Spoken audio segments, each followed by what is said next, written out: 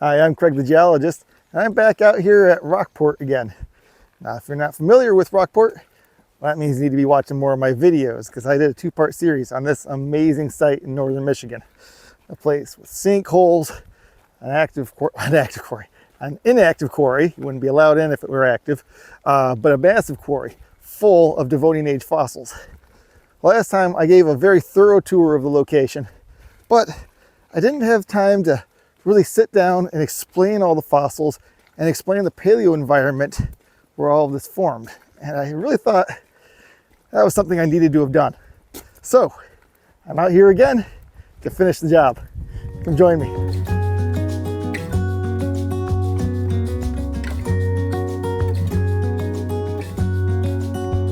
I'm not going to give a super detailed description of Rockport because there are a couple of other videos where I take you very thoroughly through this amazing location. The short version is that Rockport Quarry was a limestone quarry dating back about 100 years. It ceased operations in the 1950s or perhaps early 1960s. It is currently operated by the Michigan DNR like a state park. It's technically a state recreation area. It is about 300 acres of quarried out limestone, and every square inch of it is covered with Devonian aged fossils. It's really amazing. And yes, you are allowed to collect here. DNR rules, you're limited to 20 pounds per year from DNR state managed lands. And so you're allowed to collect within reason at Rockport. The quarry is located right next to a deep water harbor that they ship the ore out from.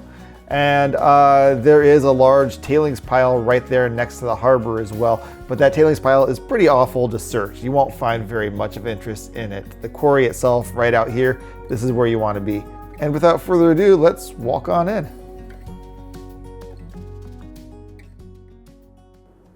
Now there are a number of ways to enter the quarry, but in my experience, the best way in is the first path into it that doesn't involve walking through knee-deep water.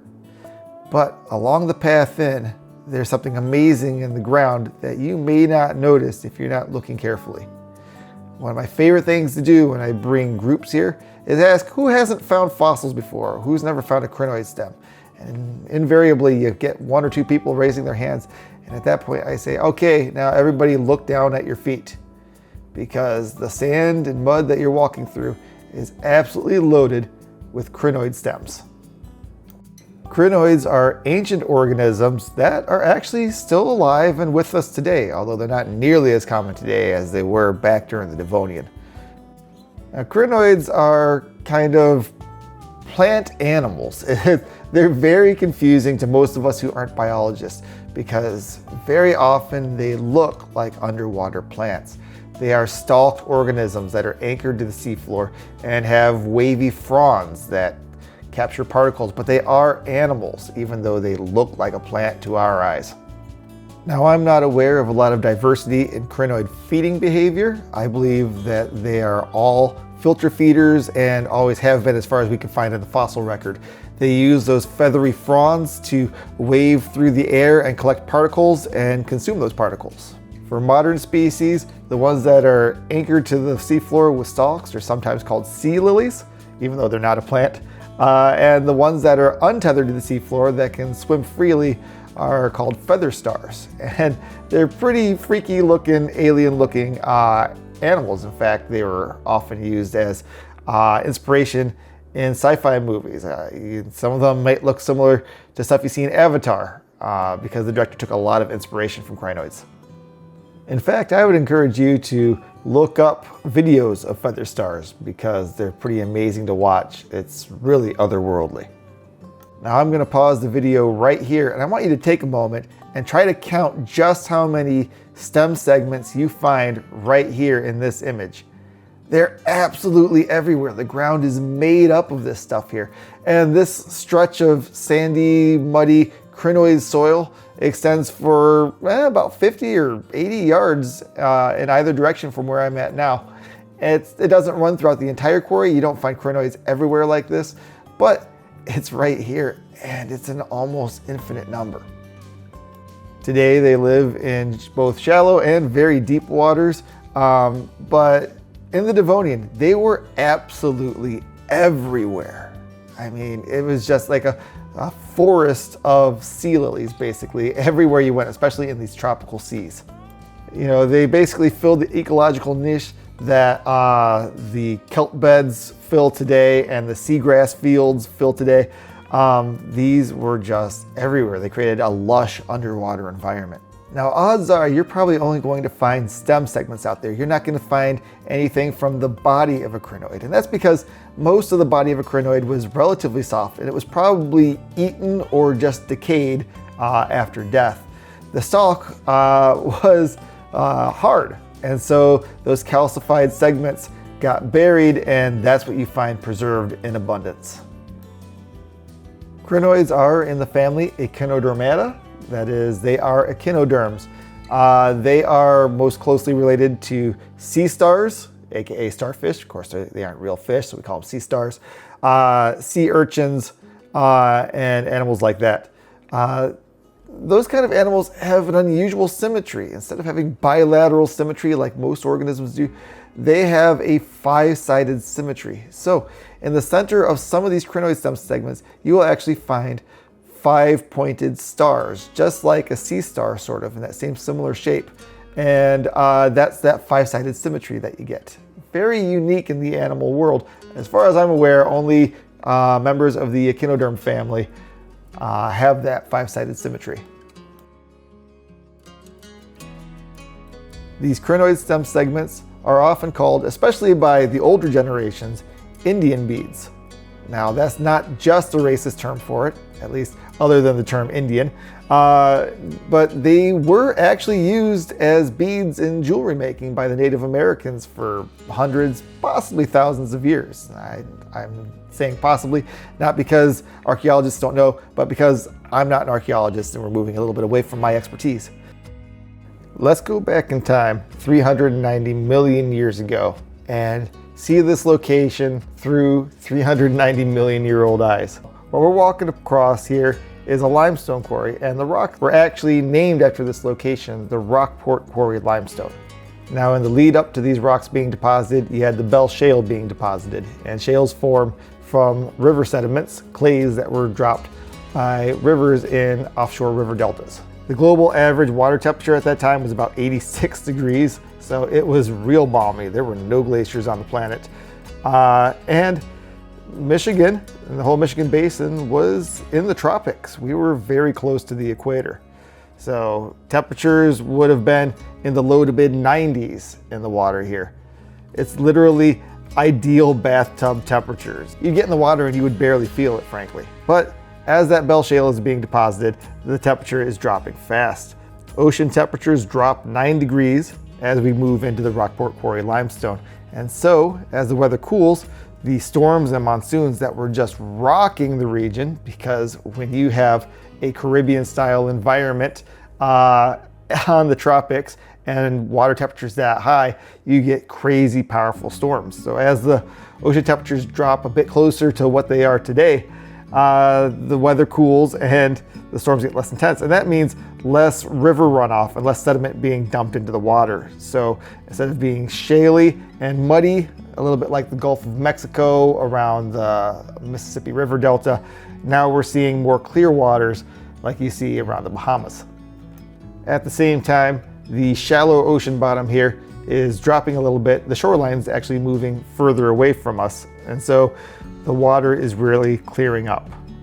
With the water a little deeper, a little clearer, and a little colder, we have the conditions for reefs to take over. Keep in mind that if the water gets too warm, you get coral bleaching, or if you have too much sediment dumped on top of it, you have coral bleaching. Those are the problems we're facing today. These were the conditions that cleared up as we moved into the Rockport Quarry limestone 390 million years ago. The reefs were dominated by stromatoporoids, which we'll talk about in a little bit. Stromatoporoids, though, were a giant species of roughly spherical sponge that left behind a hard frame of reef material as it grew outward.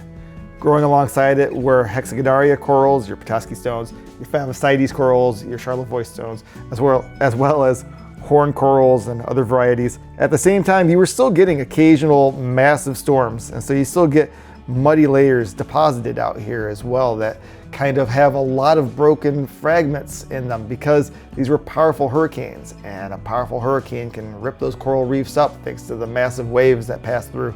In addition to the mud that was being deposited, there were also mats of algae creating kind of ugly looking stromatolite layers out there. Those hexagonaria corals, favicides, and your horn corals, they grew on top of the algae mats. The algae mats kind of would have blocked the sunlight from the stromatoporoids, and that would have allowed space for the horn corals and other coral varieties to grow.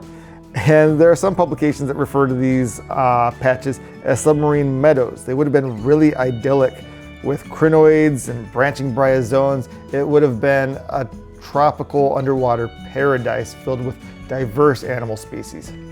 Scavenging along the bottom of these meadows would have been a range of trilobites. You would have seen a lot of brachiopod organisms, clam-like organisms down there, as well as fish. There were placoderms there. You don't get a lot of fish fossils, but you do sometimes see armored fish plates at Rockport. As the ocean basin continues to sink, the stromatoporoid reefs continue to grow. And in fact, the ocean becomes shallower despite it sinking because the stromatoporoid reefs are growing faster than the ocean bottom sinks. Now, despite the storm damage and the competition, these stromatoporoid reefs could sometimes grow several hundred feet from the seafloor up to the surface, and they could break through the surface of the ocean and form atolls just like you get today.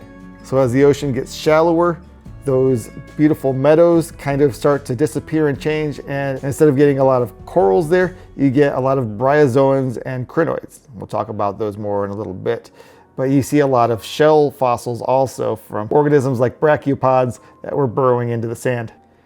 The land surfaces that were above the water level here, they were not comfortable. While at the South Pole, Gondwana may have been lush and warm, the land surface at the equator here was very arid and very hot. The sands were red with iron. It was more similar to the Australian outback.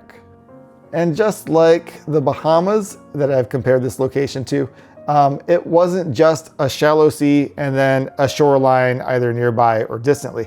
There were a patchwork of islands all running through here. Remember the atolls I was talking about. And in fact, at the back of Rockport Quarry, there is a preserved paleo island within the rocks. It's pretty amazing to see. At the top of the Rockport limestone, there is an unconformity, and an unconformity is an erosional surface. So that suggests that everything briefly ended up above sea level, and that's probably due to tectonics. You can't have erosion below the water surface. And so perhaps there was a pulse in the nearby mountain building of the Appalachian Mountains.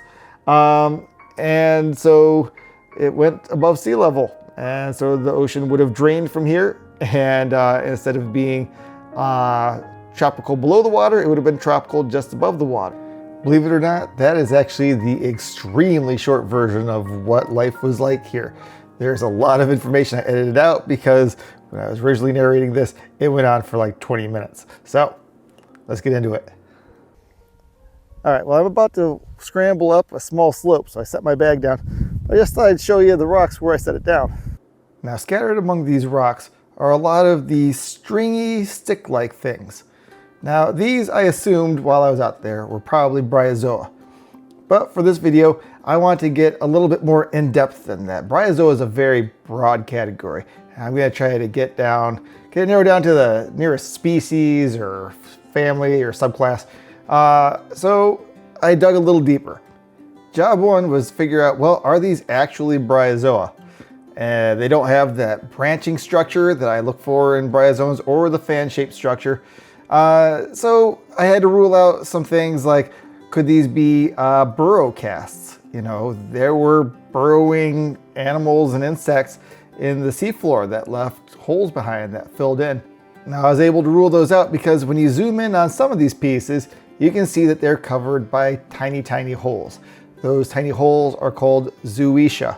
Zooecia are the teeny tiny holes that the bryozoan animals, the individuals lived in. Bryozoa are colonial organisms. They're often called moss animals because they tend to look like a moss, but are actually colonial organisms underwater. I'm going to talk about bryozoa more in depth in a little bit when we look at some better examples of them. So these are definitely bryozoans, or bryozoa, pick your plural, and there's not much diversity to them at all. They appear to be all the same variety. So what species are we looking at here? That's where things start to get a little tricky, because there are hundreds, perhaps thousands of identified species of bryozoa, and they often differ from each other by just the tiniest, almost indistinguishable details. So it can be real hard, unless you're a paleontologist who just studies these for a living, to differentiate between some of the species. There is one variety in my identification book that looked like a pretty decent match for this, called Tylodictia. It comes from the right time frame and the right region, and the bryozoans themselves are usually dissolved away, leaving casts that are filled with limonite, which is a yellowish material. So in that way, it's a pretty good match, but in other ways, it didn't really make me satisfied. There's another variety that it kind of looks a bit like, which is called Rhombopora. And even the description for it talks about Bactropora and Stroblotripa, which are so similar you pretty much need a degree in paleontology to distinguish between. Now, knowing the species name may not be terribly useful to you. It's not terribly useful to me either, but I've gone through all this and described it all to illustrate how it's rather easy to learn the broad categories of fossil life, bryozoans, brachiopods, things like that, but it gets real tricky to nail down a specific species. We've also, in this same location, got some nice bubbly stromatoporoid here. Now, I will talk about stromatoporoids a bit later in this video, but if you'd like a different full-on treatment of stromatoporoids and how they differ from stromatolites, I did make a video about that. You see how it's rounded? It's got that bubbly surface. See if we can get that in focus. That's stromatoporoid. We'll talk about that more in a little bit.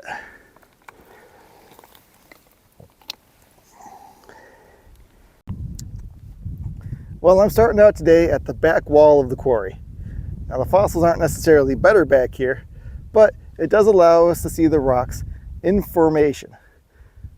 Instead of finding rocks scattered on the ground where they were blasted out, we can see the rocks where they come out of the ground naturally. So let's go have a look. Oh, and wouldn't you know it, I filmed that while standing right on top of a Petoskey stone, a hexagonaria coral. But we'll talk about that more later. Let's go up this slope here and take a look at the wall. Now, there's a lot of pond around here in all the low-lying areas thanks to recent rain. And frankly, there's more often pond back here than not. It doesn't take a lot of rain for water to collect out here. But we do have this nice dry spot where we can cross.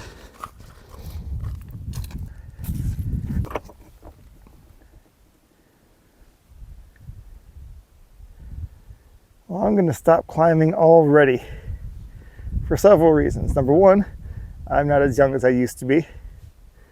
Number two, the slope of rocks is actually quite a bit steeper once you get on it than it looks from afar. And number three, I can already see from here that this section is mostly very featureless. I see a lot of gray rock, but I don't see any patterning at all up there. That's probably great for quarrying material, but not great for us fossil hunters. So I'll pick a different spot to go up.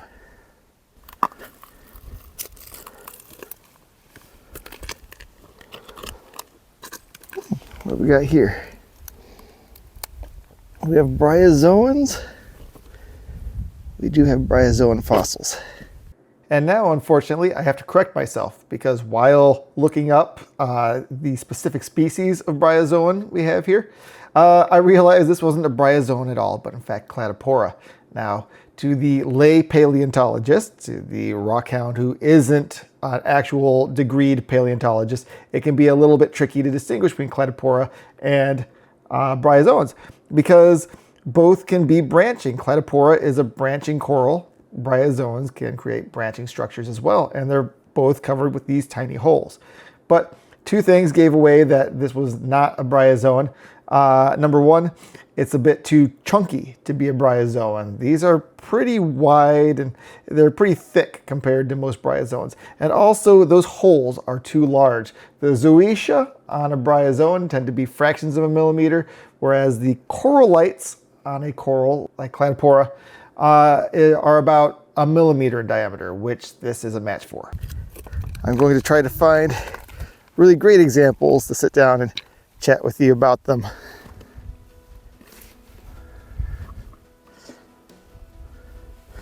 Oh, and here's some more lumpy stromatoporoid.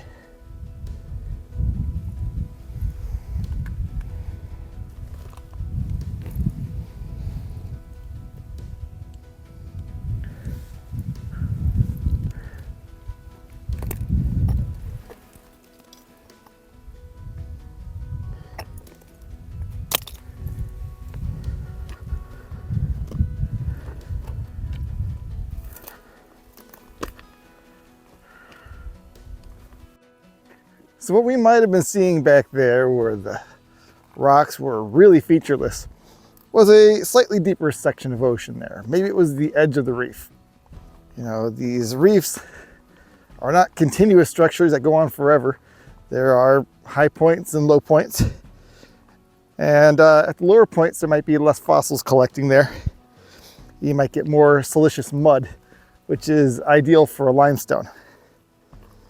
Sorry, not silicious mud, carbonaceous mud.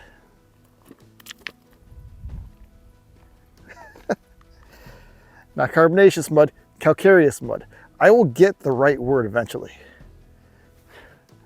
Anyways, I've only walked a very short distance here, but now we're seeing a little bit more to these rocks. If you can see behind me here, they're starting to darken up a little bit. They're starting to get more fossils in them. And I'm starting to see more shaly bits, which suggests that we're getting a little shallower here, getting a little closer to land.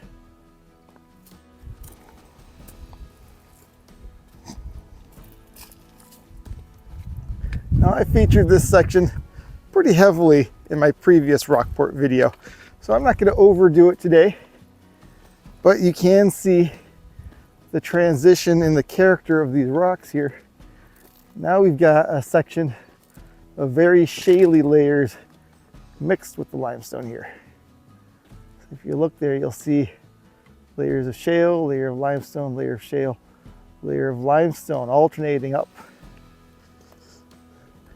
That's likely due to some periodicity in the climate. It can be related to sea level change. When it's that regular here like this, I would say maybe it's more climate based. The shaly bits are from muds that were washed off from land. You get shales deposited today in offshore marine environments, like in the Gulf of Mexico, like in Louisiana, the Mississippi River Delta. Places like that, you're going to get tons of shales deposited. Whereas limestones tend to be more clear water ocean. Not deep ocean, but places like the Caribbean or the Great Barrier Reef, places where the water is not very murky, where you get a lot of corals and other marine life. And so this alternating nature could be due to tectonics or sea level change. I'm going to ascribe it, without giving it serious study, I'm going to ascribe it to some periodicity in the climate. Wetter periods of climate, drier periods of climate, warmer, cooler periods of climate. Because the amount of rain you're getting can dramatically impact the runoff from nearby rivers. Let's get up here and have a little look at this very layered section up here, what I would assume is shale. Let's get up here and have a look.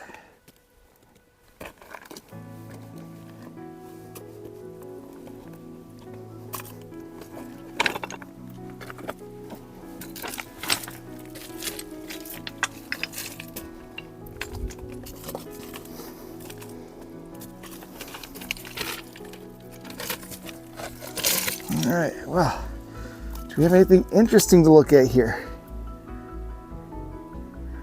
There are broken fossil fragments all throughout here. There's even some rusted out pyrite in here. We look up here and maybe get a little bit closer. I don't want to do anything stupid to hurt myself. See lots of this layered stuff up here, and honestly, this is not looking like shale at all now that I'm up here. This is all definitely limestone. But there's a lot of layering in this. Now, what's the cause of the layering? Well, let's have a look at this guy here. That is interesting. Look at how wavy that layer is. I was just coating this, and there's another layer below it, and below that. Let's see if we can really capture that. What we're looking at here is a stromatolite reef. I'm sorry. What we're looking at here is a stromatoporoid reef. Stromatoporoids were ancient sponges. They had a rigid spine-like lattice structure that reached out, and all along those spines it built pores. That's where stromatoporoid comes from. Stroma meaning layered. It's layer after layer built on top of itself, which you're seeing right here. Layer, layers, layers going all the way down, and layers going all up. And pora meaning porous. Stromatoporoid is a layered porous thingy. And so yeah, these stromatoporoids, these sponges, built massive reefs. There were entire reefs built out of stromatoporoid. And you can see they just built layer on top of layer on top of layer, building their way up, sometimes even sometimes even breaking the surface of the water to become an atoll.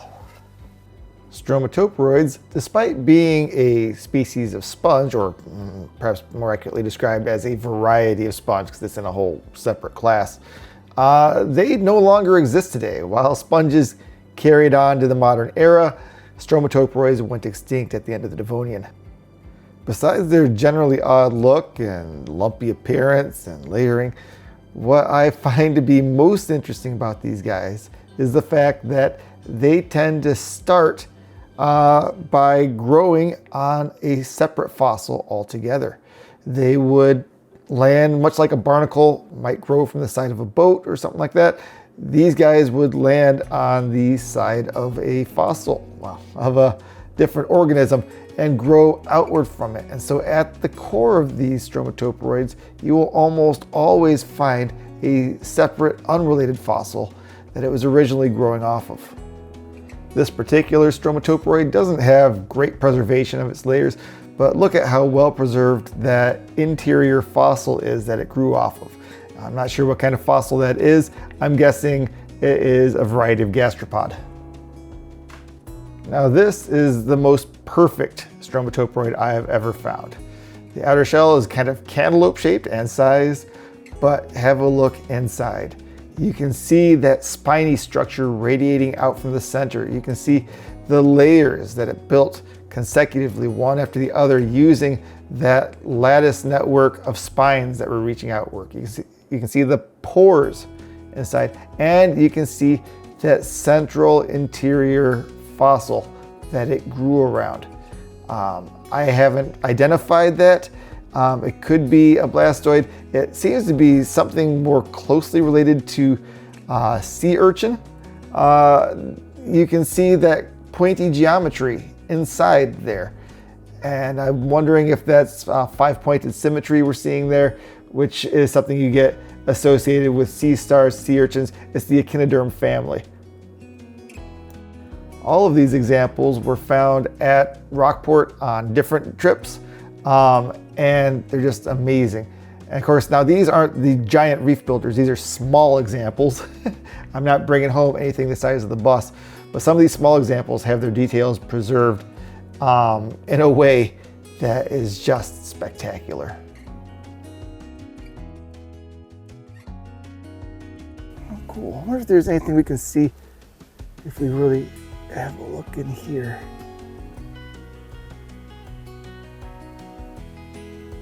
Looks like there's some other fossils in the layer here. So maybe during a storm event, that section of stromatoporoid got covered up by some debris, a small layer of mud, and some broken fragments of material there. I can't really identify what those are. And then the stromatoporoid kept growing back over it.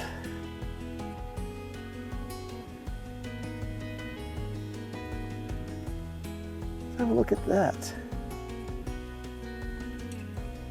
I think those notches you're seeing may be some of the spines in profile here that it used to grow out and grow itself upwards. Now up here, we've got something different. This is a fossil coral. This is I can't identify it based on that. I'd have to see a lot better, but this is not a sponge. This is not a stromatoporoid. This may be, based on the abundance out here, Petoskey, that would be a hexagonaria coral. But let's talk about that later when I see a better example.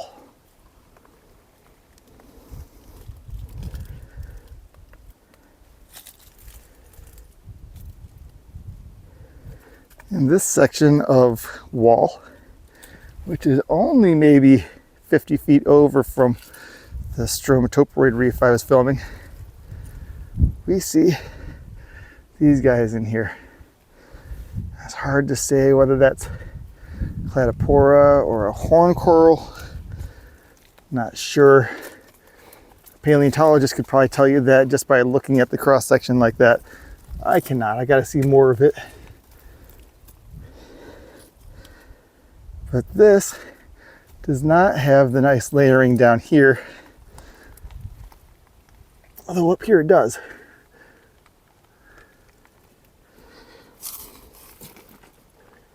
And then, oh, it gets real shaly over here. I'm not going to go under the overhang here. Oh, actually too late. I am actually under it. This is an unsafe place to be, but I'll film here just for a second because I'm already here, and then I will get out of the way. But here, we see these shalier layers. These are very friable. Oh, hi, little spider. These are very friable. It's just made out of mud. This is not what they wanted to be quarrying out here. This is useless at a limestone quarry. But these come from river deposits after they've already dropped all their sand in much shallower onshore environments. Oh, we see a lot of fossil fragments up here. That might be cladipora.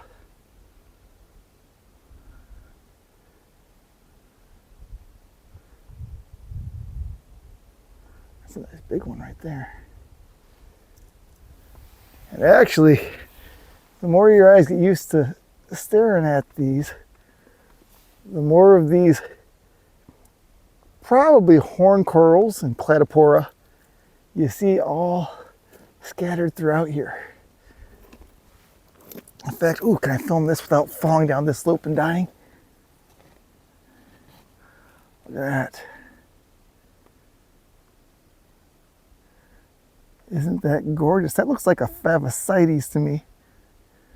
But the way it's growing, makes me think it's not favosites. Maybe that is a cladipora. I will consult a book and let you know what I decide.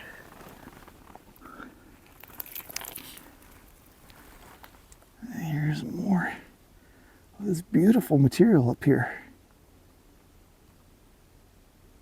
And it continues on in places I cannot reach. Safely or unsafely. I'm already being a little unsafe here, so I'm gonna come on down. Get out from under the overhang. I'm out here by myself. If a rock falls on me,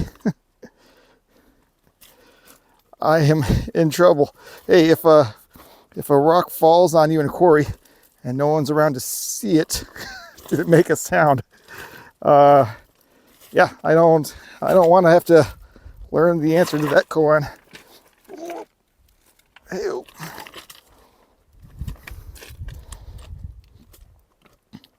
But let's continue on a little bit. And we are going to continue on quite a bit in the next episode.